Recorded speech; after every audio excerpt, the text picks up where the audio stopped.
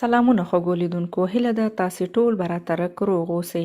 نن مو تاسې ته یوه ښکلې قیصه راوړې. هیله ده تر پایه راسره پاتې شئ او زما چینل سبسکرایب کړئ. یو 9 کلن ماشوم د جومات په یوه غاړه کې له خپلې وړې خور سره ناست و.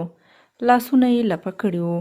نه پوهېږم چې الله جل جلاله نه به یې څه غوښتل. جامې یې پیوندي وې خو پاکې وې. له سترګو یې اوښکې روانې وې. ډیرو خلکو هغه ته ورکتل او هغه بیخي ناخبره د رب تعالی سره په خبرو بوخت و. څنګه چې پاڅېده یو سړي له لاسه ونیو.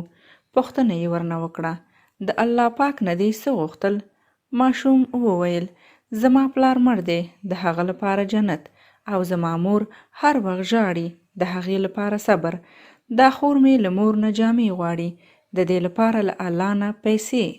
سړي پوښتنه وکړه، ته مکتب ته ځې؟ ماشوم وویل، هو ځم.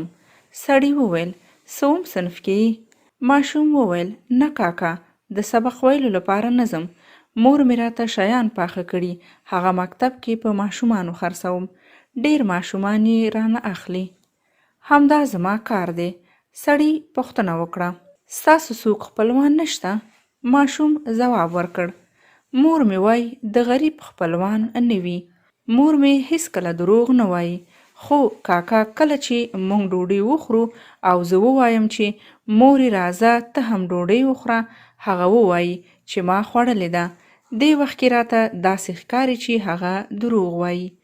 سړي وویل، که د کور لګښتونه مو پوره شي سبق به وایې که نه؟ ماشوم وویل، هیڅکله هم نه، ځکه چا چې سبقونه ویلې هغوی له غریبانو نه کرکه کوي. په سن کې مې تیریږي، چا چې سبق ویلی وي بیخي زما پوښتنه نه کوي. هغه سړی حیران هم و او خفه هم و.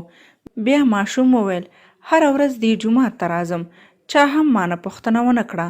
دې ټولو زما پلار پیژنده، خو ما څوک هم نه پیژني.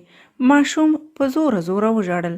ویل یې، کاکا کله چې پلار مړ شي ټول خلک پردی شي. سړي سره د ماشوم د پوښتنو هیڅ ځواب نه و. څومره داسې ماشومان به وي چې سختۍ به تیروي، بس خواري وکړي، خپل ګاونډ کې او یتیمان او بې اسري خلک ولټوي او مرسته ورسره وکړي، او په دې ماښام کې د دې نمایشي خیراتونو پر ځای یوې غریبې کورنۍ ته د یو وخت ډوډۍ واخلي.